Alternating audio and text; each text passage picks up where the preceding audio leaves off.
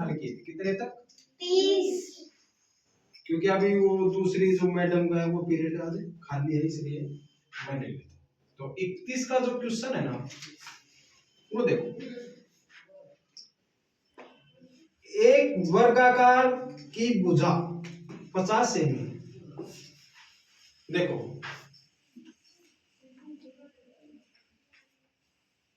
ये कोई वर्ग क्या है और क्वेश्चन वाला क्या बोल रहा है? वर्गाकार खेत। क्या बोल रहे हैं? वर्गाकार खेत। तो एक वर्गाकार की जो भुजा है ना वो कितनी है बेटा? 50 सेमी। ठीक है, ये क्वेश्चन है कि एक वर्गाकार खेत है उसकी भुजा है वो 50 सेमी है। तो वर्गाकार खेत का परिमाप और क्षेत्रफल ज्ञात करो। यानी ये क्या है? वर्गाकार खेत। अगर इसकी एक भुजा 50 सेंटीमीटर है तो भाई साहब ये भी 50 ही है। क्या है? 50। और ये भी 50 ही है और ये भी क्या है? 50। आए समझ में? अब बोल क्या रहा है? वर्ग किसे कहते हैं? जिसकी चारों भुजाएं क्या हो? समान हो। क्या हो? समान हो। इस भुजा के बराबर ये भुजा, इस भुजा के बराबर ये भुजा, चारों समान है ना? तो चारों भुजाएं समान हो उसे क्या कहते हैं? वर्ग कहते हैं। और जिसकी आमने सामने की लंबाई चौड़ाई समान हो उसे आयत कहते हैं। जैसे नेक्स्ट क्वेश्चन आएगा जो मैं बता दूंगा। अब हम ओनली फॉर क्या है? वर्ग का अब परिमाप ज्ञात करना है। तो वर्ग का जो क्षेत्रफल होता है, परिमाप होता है वो दे दें। परिमाप होता है 4 गुना भुजा और क्षेत्रफल क्या होता है?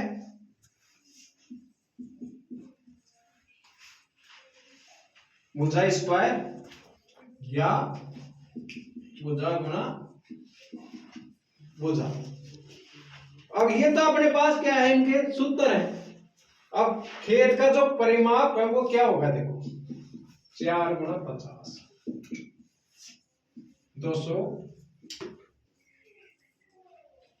सेंटीमीटर। क्षेत्रफल है 50 का स्क्वायर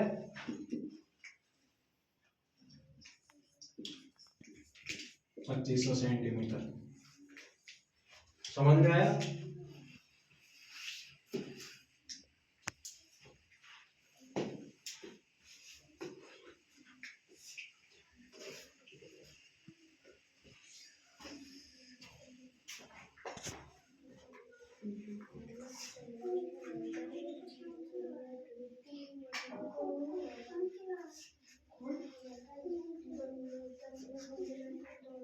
क्वेश्चन है वो 33 का। देखो, 3 भुजाओं से घिरी हुई बंद आकृति क्या कहलाती है? भाई डायरेक्ट की बात है। 3 भुजाओं से घिरी हुई बंद आकृति क्या कहलाएगी? त्रिभुज। अब त्रिभुज का एक कोण 60 डिग्री का होता है तो तीनों कोण कितने डिग्री के होंगे भाई? 180 डिग्री। ठीक है, ये देख। अब इसका जो परिमाप अभी आया था, एक आया था ना क्वेश्चन 3 सेमी 5 सेमी, मेरे हिसाब से 30 का क्वेश्चन था। 3 सेमी 5 सेमी और वो 4 सेमी और 5 सेमी और 10 सेमी। तो परिमाप होता है कि आंतरिक जो बाह्य की जो भुजाएं है ना इनको जोड़ दो बस, उनकी साथ। रामकला के पास कुल 500 रुपए कितने हैं भाई?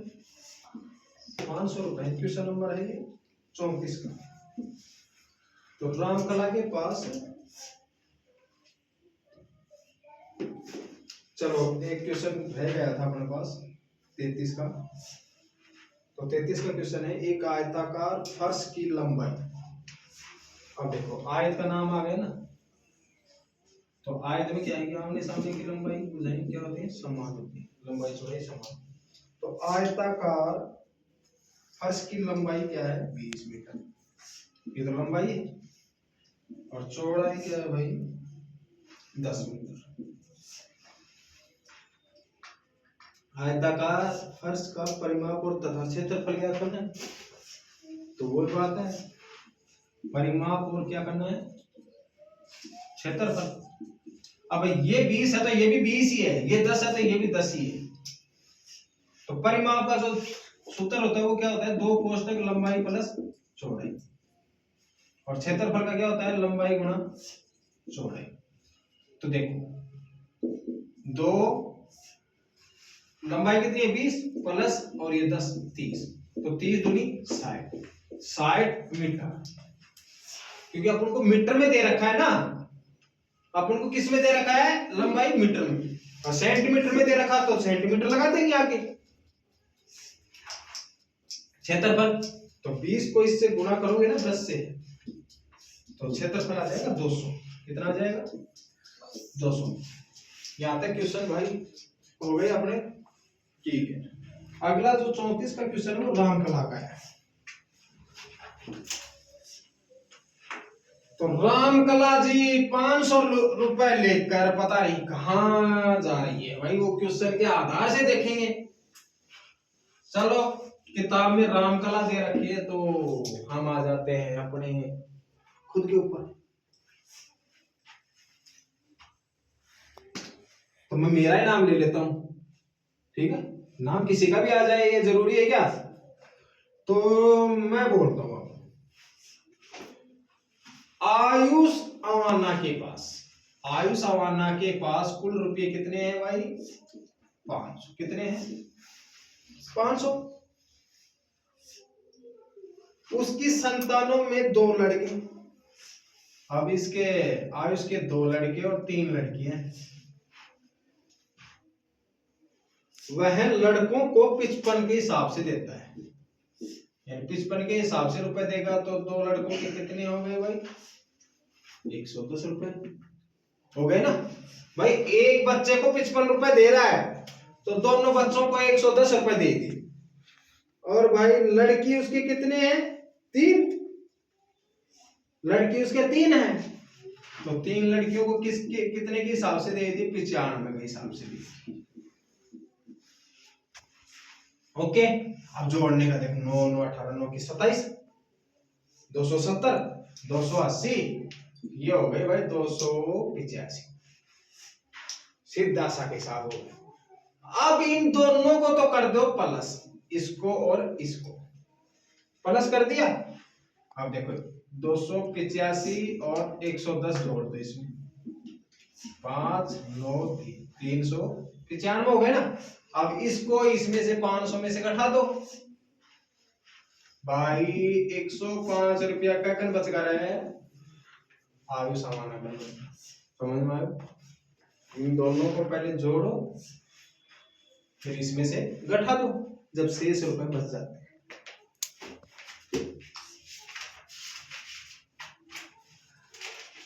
एक दुकानदार बाजार से 40 रुपए के हिसाब से 40 रुपए के हिसाब से 100 केजी केला ले रहा है, ले रहा है केला,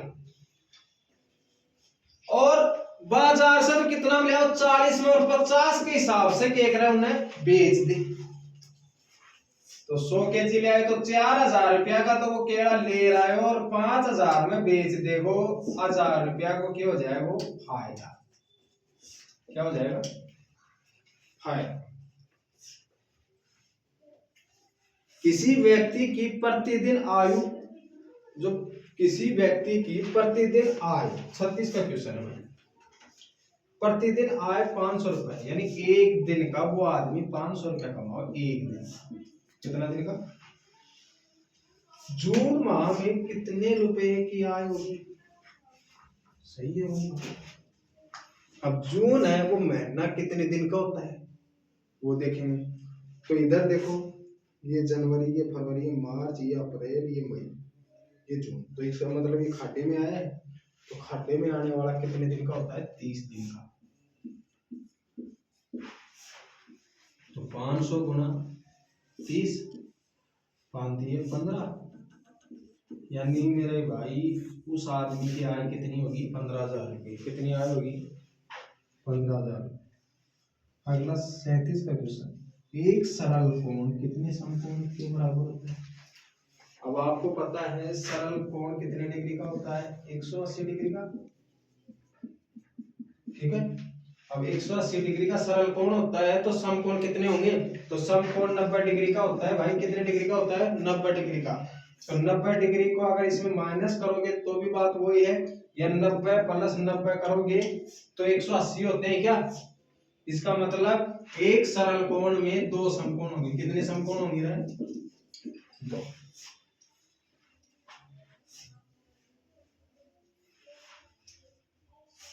स्टॉप कर लेंगे। बता रहा हूं वो क्वेश्चन भारी नहीं जाएगा कुछ भी बात। हाँ, संख्या चेंज हो सकती है, क्वेश्चन का तरीका चेंज हो सकता है, लेकिन क्वेश्चन क्या है? बाहर नहीं जाएगा। कहां नहीं जाएगा? बाहर। अगला क्वेश्चन है क्वेश्चन नंबर 38। एक पखवाड़े में कितने दिनों की संख्या होती है?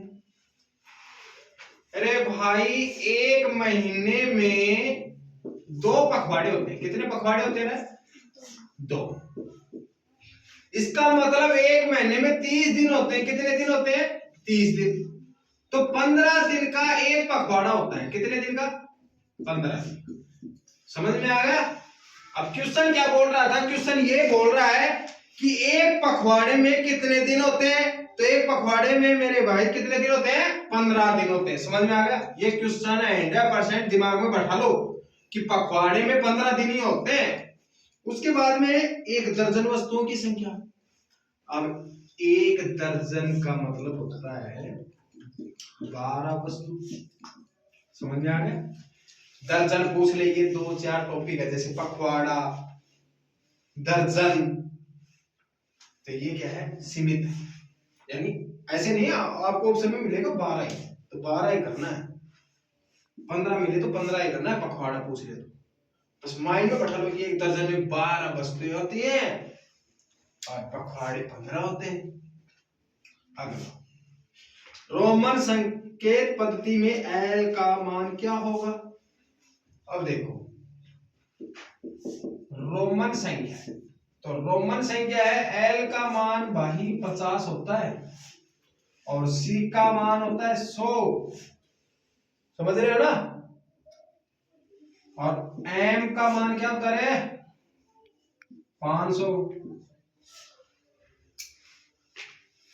और डी का मान, ये यहां पर थोड़ा सा मेरे को कंफ्यूज हो रहा है, तो ये नोटिस कर लो। 100% इसमें पूछ लेगा सी का मान, सीधा सरल सा पूछ ले। अगर फिर भी अगर कोई क्वेश्चन पूछ लेता है तो 1 से लेकर 10 तक की अगर जिसको रोमन संख्या पद्धति आती है और ये संख्या आती है तो वो रोमन संख्या आराम से कर देगा। वो आपको टेस्ट सीरीज के अंदर बता दिया जाएगा। ठीक है, उसके बाद में अब रोमन संख्या पद्धति में डी का मान, तो डी का मान 500 होता है। अब आ जाओ, 45 के सभी गुणनखंड होंगे। अब वापिस से क्वेश्चन गुणनखंड का आ गया, तो गुणनखंड का आ गया तो भाई अब चलते हैं। अब क्या बोल रहे हैं? 45 और गुणनखंड पूछ रहा है। अब इसमें 2 का भाग तो जाएगा नहीं क्योंकि इकाई का अंक 5 है, तो 5 4 9, तो इसका मतलब 3 का जाएगा। 15 3 45, फिर दोबारा 3 का जाएगा क्योंकि 5 और 1 6 होते हैं और 6 है वो 3 के पहाड़े में आते हैं। तो फिर आ जाओ भाई, फिर 3 15 15, फिर 5।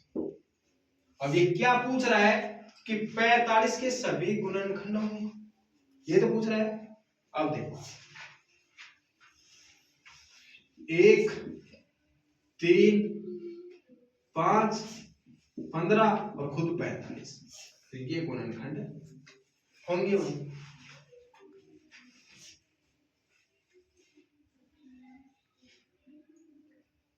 तो इसमें हो गया 1 3 5।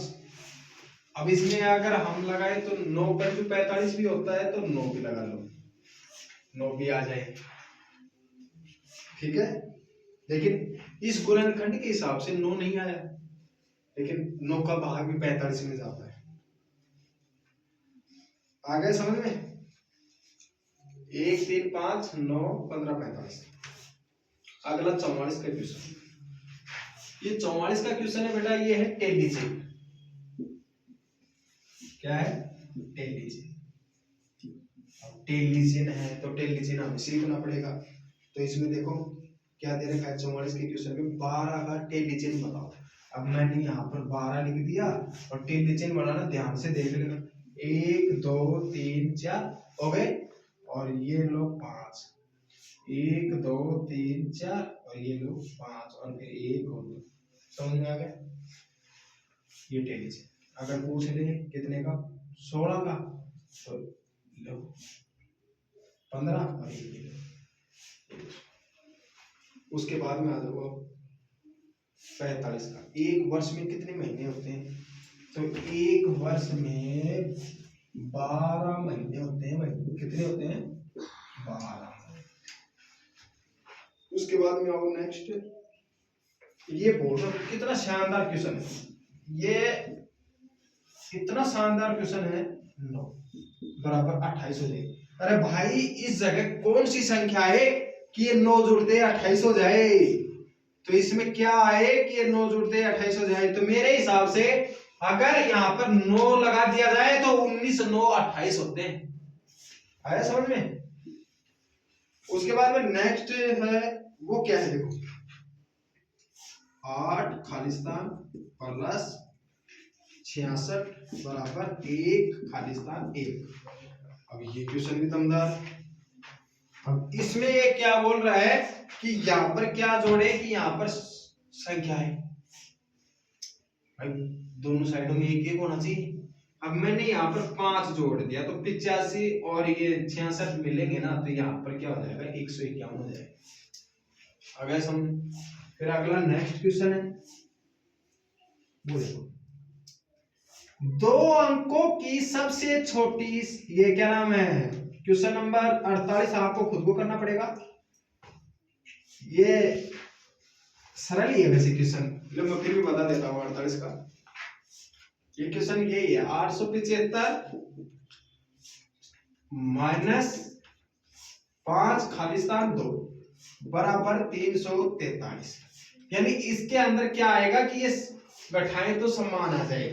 तो इसमें मेरे बेटे ये देख लो आप, अगर यहाँ पर हम 3 रखेंगे ना, क्योंकि 3 इसमें से जाएगा तो 4 आएगा और ये 5 इसमें से गया तो 3 बच गया और इसमें से ये 2 गया तो 3। ये इसका मतलब क्या आएगा यहाँ पर 3 आएगा। आ जाओ, 2 अंकों की सबसे छोटी संख्या क्या होगी? अब इसमें ऑप्शन दे रखे हैं जैसे 10, 99, 49, 109। तो 2 अंकों की सबसे छोटी संख्या क्या है बेटा? 10। क्या है? 10। फिर क्वेश्चन नंबर आ जाओ अगला, भारतीय अंक पद्धति। इसमें बेटा ये दे रखा है भारतीय अंक पद्धति में, ये दे रखा है। अब बताओ ये कितना है? अब ये तो है 2, ये है 3 और ये है 5, यानी 235। क्वेश्चन नंबर हमने 50 कर दिए हैं। और नेक्स्ट क्लास के लिए बच्चों किसी को भी अगर समस्या आएगी तो नेक्स्ट क्लास हम छोड़ देंगे, मैथ की और हिंदी की क्लास है वो भी आती रहेगी। तो देवनारायण योजना के बच्चे हो या RSR योजना के बच्चे हो, ओनली फॉर मैथ का कोर्स 5 दिन का है और 5 दिन में ही हम समझ के अगर करें तो YouTube पे चैनल पे ले लो। अगर फिर भी अगर समझ में नहीं आता तो नंबर है व्हाट्सएप डाल दे, ये मेरे नंबर है। तो देवनारायण योजना हो या RSR योजना हो, किसी भी प्रकार की समस्या है वो YouTube चैनल से हो या फिर व्हाट्सएप नंबर पे मैसेज डाल देना, कहीं का भी बच्चा हो। टेस्ट सीरीज है, टेस्ट सीरीज हम मार्च 2025 से स्टार्टिंग करेंगे। तारीख मैं अभी दूंगा नहीं, लेकिन टेस्ट सीरीज मार्च में स्टार्टिंग हो जाएगी। तो ज्यादा से ज्यादा चैनल को सब्सक्राइब करो और इसी चैनल पे ही EVS की, इंग्लिश की, हिंदी और साइंस ये क्लासें कंटिन्यू आती रहेंगी।